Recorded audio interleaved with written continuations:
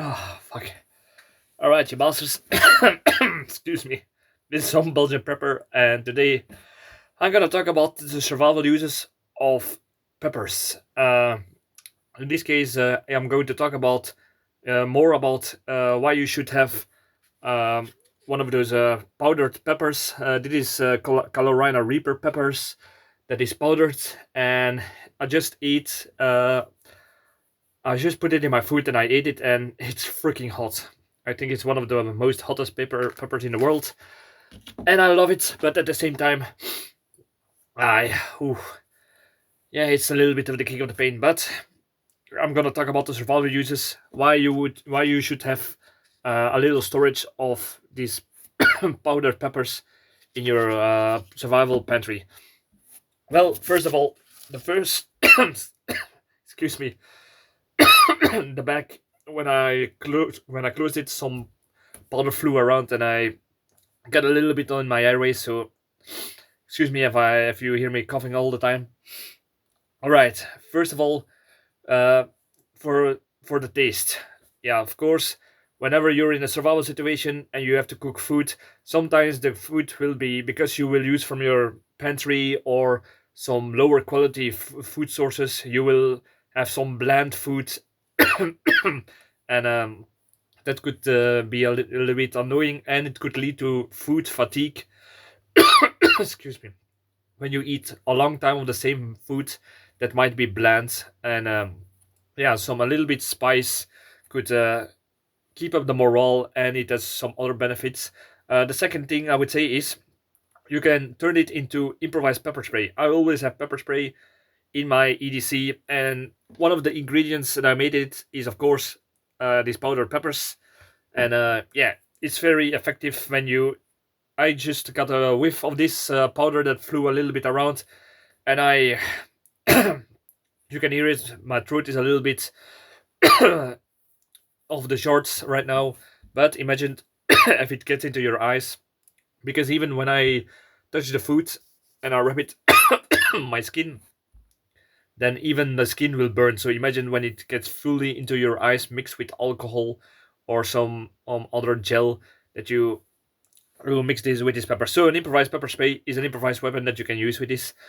The next thing is uh, for keeping awake. I talked about this in my video about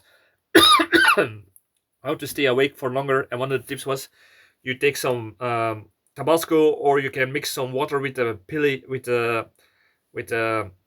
pepper powder, and you rub it beneath your eyes, and that will keep you awake. I don't say don't rub it into your eyes, but keep it under your but rub it under your eyes. If this is burning, you will be more alert. You will be, not only because of the pain, but also because of the sensation. And yeah, it will make you more alert. It will prevent you a little bit from starting to falling a little bit asleep. Sorry. Damn it. All right.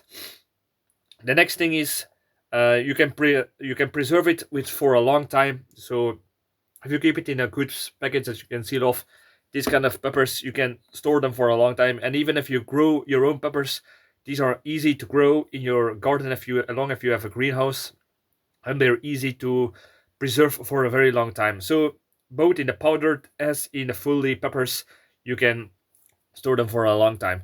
Next thing is it has a lot of nutritional value. It has like oxidants, potassium, vitamin C. Some peppers have vitamin A and B, I think, but I'm not sure about that. But those are usually attributed to as a nutritional value to these peppers. The next thing is they're good for your eyes. If you eat peppers and this kind of spicy food, it will do something with your blood vessels. Not I think it will expand, and that will lower your blood pressure. So even when you're it's when it's not only for good for the blood vessels in your eyes, that can help against cataract, I think. Don't I'm not a medical expert, but these are the things that I usually find when researching this. And like I said before, it lowers the blood pressure. So when your grandma or your mother or father or grandpa, they have problems with a high blood pressure, some spicy foods like these peppers could lower their blood pressure. So that's a good thing when when pharmacies and professional medical help and medicines are not available. Uh, the next thing is you can use it for bartering, of course. If you grow your own peppers, or you have a stack of hot uh, hot peppers that are usually coming from lands far away, and I'm not talking about peppers that you grow in your own garden. I'm talking about the good shit, like these Carolina Reapers and these others extreme hot peppers. And yeah, these are a good bartering item because people like spicy food, and in a country like in Belgium, it's a little bit less common to grow it yourself, so it could be a good bartering item. It could also be used for pain relief. I'm not sure about this. I saw this a few times on the internet. I've not had a chance to try it out, but if somebody knows in the comments that this is true, please let me know if you have experience with this.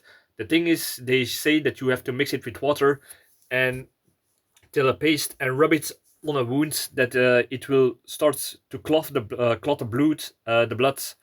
Uh, it will make the blood clot, so the wound will close off, and it's sort of antiseptic, so it will prevent bacteria from growing inside of it. So let me know in the comments if this is true. I'm not sure about this.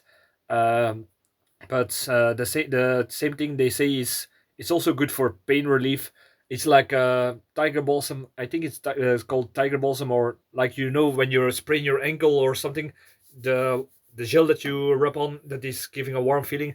The same thing is you could do with this kind of hot peppers mixed with water, make them into a paste, and rub it onto the joints. That is especially handy for people with rheumatic or painful joints or something.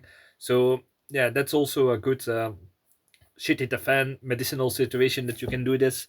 Um, so these were the survival uses of peppers, and yeah, I would say there's nothing wrong with some spicy. And there is one more thing that it is actually not really for survival, but is a little bit handy to test yourself if you can cope with pain. A few days ago, I did the hot chip challenge, and also with my brother, and also with a friend of mine, and it really tests your pain level, I would say.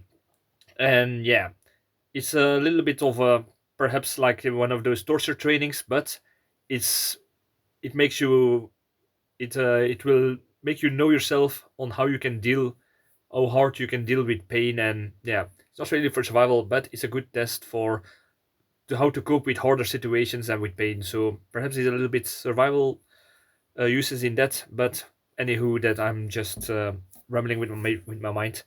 Um, all right. So if you have any experience with things that I said, please let me know in the comments. If you have any other tips that you can use peppers or these powder peppers for, please let me know. Like, subscribe, and all that good stuff. And thank you, and see you in the next video. Cheers.